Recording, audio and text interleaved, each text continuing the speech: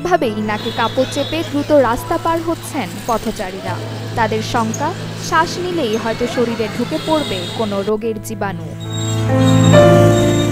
এমনই ভোগান্তিতে দিন পার করছেন গাইবান্ধা পৌরবাসী। শহরের রাস্তাগুলো এখন পরিণত হয়েছে ময়লার ভাগাড়ে। স্থানীয়রা বলছেন, পৌর চেয়ারম্যান না থাকায় এলাকাবাসী বিচ্ছিন্নভাবে ময়লা ফেলতে শুরু করলে এই পরিস্থিতির সৃষ্টি হয়। সেই সাথে স্থায়ী পরিকল্পনা ও কর্মকর্তাদের গাফিলতিকেও দায়ী করছেন ভুক্তভোগীরা। এতে পরিবেশ সহ অসুস্থ হয়ে পড়ছেন এলাকার ছোট বড় অনেকেই।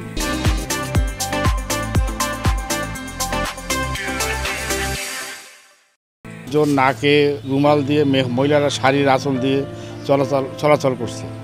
এতে করে দুর্গন্ধের জন্য শহরে চলাচল দুষ্কর হয়ে দাঁড়িয়েছে এবং পরিবেশ নষ্ট হচ্ছে।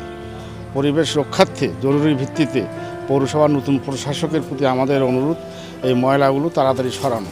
মেয়র না থাকার কারণে গাইবান্ধা পৌরসভার ময়লা অতিরিক্ত হয়ে গেছে, গন্ধ, বাচ্চা কাচ্চা চলাফেরা করতে পারতেছে না, মানুষজনের অসুবিধা। এগুলো অপসারণ করা খুব জরুরিভাবে প্রয়োজন।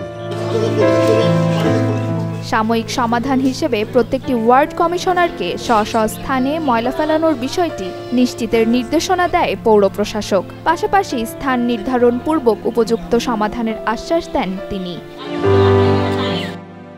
আমাদের ওখানে কিছু কাজ করতে হবে, কাজ করার চেষ্টা করবো আর কি।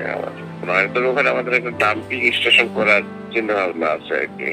স্থায়ী ডাম্পিং স্টেশন, অনেকটা আপনার ওয়েস্ট ম্যানেজমেন্ট প্ল্যান থাকবে, এরকম একটা সময় লাগবে আর কি এটার জন্য, কিন্তু এটা করলে সমস্যা হবে না। দ্রুতই এই অসুস্থ পরিবেশ কাটিয়ে স্বস্তির নিঃশ্বাস ফেলতে চান শহরের বাসিন্দারা। Desk report, channel 24।